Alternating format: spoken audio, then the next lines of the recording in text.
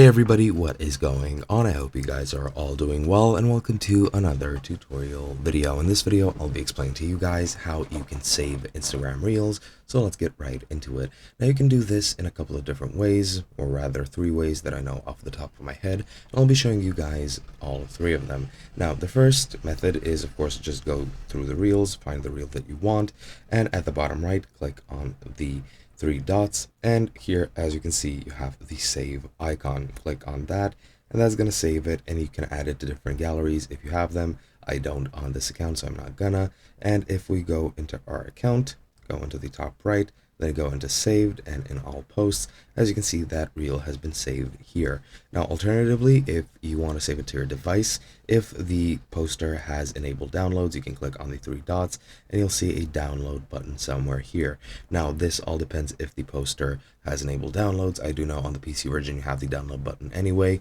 but I'm pretty sure you can't use it unless the author enables downloads. But if you want to save your own reels, you definitely can. You can just go to your reel and then you'll be able to click on the 3 dots, click on manage, and you can turn on or off downloading, and right above archive you'll see the download button, which will save it to your gallery, but this is only available for your own reels. Other than that, what you can do to save reels, if you're for example creating a reel and you want to save it to continue for later, click next, and instead of sharing it you can save it as a draft, and that's going to either be in your gallery under drafts or it's going to be in your reels under drafts. And that is pretty much all there is to it. Hope you guys enjoyed, and I'll be seeing you guys in another video.